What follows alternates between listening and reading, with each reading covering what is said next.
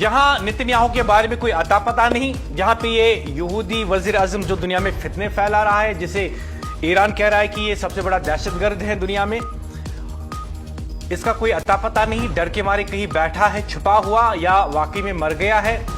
दूसरी तरफ यह खबर सामने आ रही है कि ईरान लगातार अमेरिका इसराइल को नुकसान कर रहा है।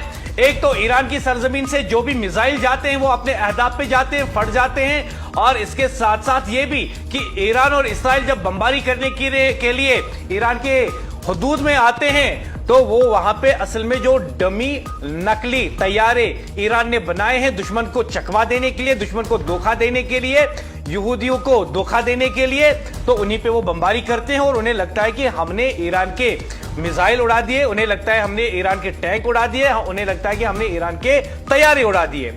जंग सिर्फ मिसाइलों और बम्बों से नहीं जीती जाती, जंग दिमाग, हिकमत अमली और दुश्मन को धोखा देने की सलाहियत से भी जीती जाती है।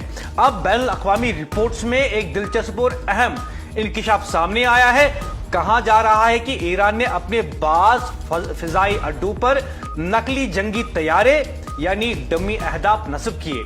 जी हां, ऐसे तैयारे जो देखने में बिल्कुल असली लगते हैं लेकिन हकीकत में वो सिर्फ धोखा देने के लिए बनाए गए मॉडल हैं।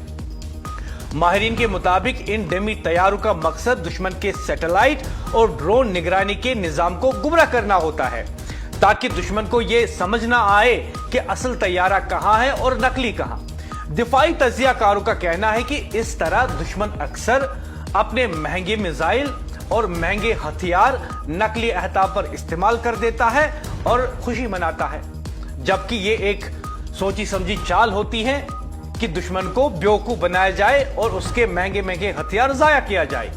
नतीजा यह होता है कि असली जंगी तैयारे और अस्करी असासे महफूज रहते हैं, यानी एक तरह से दुश्मन को अपनी ताकत गलत जगह इस्तेमाल करने पर मजबूर कर दिया जाता है। यानी ईरान सिर्फ हौसले से यह जंग नहीं लड़ता बल्कि दिमाग से भी लड़ रहा है, और दोनों इसराइल और अमेरिका को बेवकूफ बना रहा है।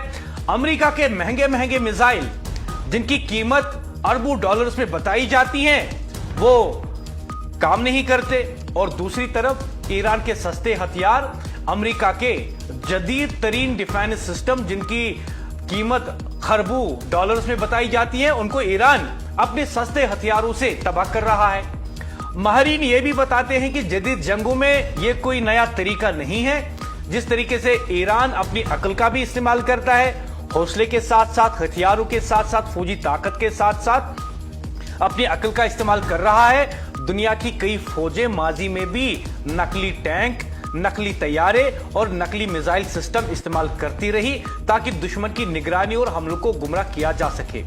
आपको बता दूं कि जब दुश्मन अपनी सैटेलाइट और ड्रोन का इस्तेमाल करता है वो देखना चाहता है, मैं आपको ऐसे समझाऊंगा, अमेरिका और इसराइल अपने ड्रोन और सैटेलाइट का इस्तेमाल करता है ये देखने के लिए कि ईरान के जंगी तैयारे कहां हैं, इनकी टैंक्स कहां पे हैं, इनके फौजी अड्डे कहां पे हैं और इनके फौजी जंगी तैयारों के हवाई अड्डे कहां पे हैं।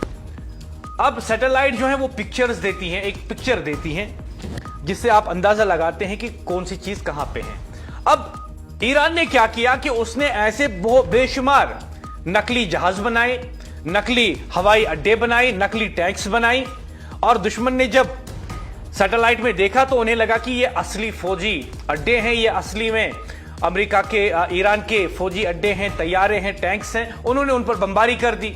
ईरान ने चंद हजार खर्च करके उनको बनाया और अमेरिका ने अपने खरबों डॉलर खर्च करके वहां पे बमबारी की और उन चंद हजार का नुकसान जो है ईरान को यहां पे उठाना पड़ा। लेकिन अमेरिका दूसरी तरफ समझता है कि मैंने ईरान के असली टैंक, असली तैयारे और असली मिसाइल तबाह कर दिए, और यही ट्वीट भी ट्रंप कर रहा है। लेकिन जो बैनुल अक़वामी सतह पर रिपोर्ट सामने आ रही है उसके मुताबिक लगातार ईरान अपने दुश्मनों को बेवकूफ बना रहा है और लगातार उनके महंगे हथियार गलत जगह इस्तेमाल करने पर उन्हें मजबूर कर रहा है। तज्जियाकारों के मुताबिक अगर ईरान ने वाकई ये हिकमत अमली बड़े पैमाने पर अपनाई है तो ये इस बात की निशानदेही करता है कि ईरान सिर्फ फौजी ताकत पर नहीं बल्कि स्ट्रैटेजिक जहानत और दिफाई मंसूबाबंदी पर भी इन्हिसार कर रहा है। और यही वो पहलू है जो जदीद जंगों को सिर्फ ताकत की जंग नहीं बल्कि हिकमत और टेक्नोलॉजी की जंग बना देता है। सवाल यह है, क्या दुश्मन वाकई इस चाल को समझ पाएगा? ईरान के दुश्मन क्या इस चाल को समझ पाएंगे, या वो अब तक समझ गए हैं और अब रो रहे हैं कि हमने हजारों डॉलर किस चीज पर खर्च कर दिए? किस चीज पर खर्च कर दिए कि ईरान ने चंद हजार खर्च करके खिलौने बनाए और उन्हीं खिलौनों को उड़ाने के लिए हमने खरबों रुपए खर्च कर दिए, और बदले में ईरान ने अपने सस्ते हथियारों का इस्तेमाल किया और अमेरिका का थर्ड सबसे मजबूत एयर डिफेंस सिस्टम दुनिया का, उसे अपने सस्ते हथियारों से तबाह कर दिया। और कितने? एक नहीं, दो नहीं, सात एयर डिफेंस सिस्टम अमेरिका के तबाह कर दिया अपने सस्ते हथियारों से ईरान ने। और साथ में कहा, जब अमेरिका और इस्राएल कहते हैं कि जंगबंदी होनी चाहिए, बातचीत होगी, ईरान ने कहा जंग आपने शुरू की, खत्म हम करेंगे, और 10 साल तक इस जंग को लड़ने के लिए हम तैयार बैठे हैं। ईरान ने कहा शोहदा का बदला लिया जाएगा। ईरान ने कहा कि जो जंग में हमारा नुकसान हुआ है उसका मुआवजा जो है अमेरिका को देना पड़ेगा। और साथ ही में खुले आम धमकी ईरान की तरफ से अमेरिका से कहा कि देखो जी, अगर आपने हमारी जजायर और वसाइल पर हमला किया तो मान के चलो कि दुनिया में जितने भी बैंक आपके हैं, जितने भी कारोबारी इदारे आपके हैं, हमारे मिसाइल पलक झपकते ही उन्हें जमीनदोज कर देंगे। यानी अमेरिका समझता था कि मैं हमला करूंगा इसके ऑयल रिफाइनरी पे और ये बदले में कुछ नहीं कर पाएगा। लेकिन ईरान ने बता दिया कि तुम्हारी रिफाइनरी जहां पे है वहां पे मिसाइल आएगा ईरान की तरफ से, तुम्हारे बैंक जहां पे हैं, कारोबारी इदारे जहां पे हैं, तुम्हारी कंपनी जहां पे हैं, मिसाइल दाके उन्हें जमीनदोज कर देंगे। बराबरी का मुकाबला। और खातिन और हजरात, मैं आज आपको बता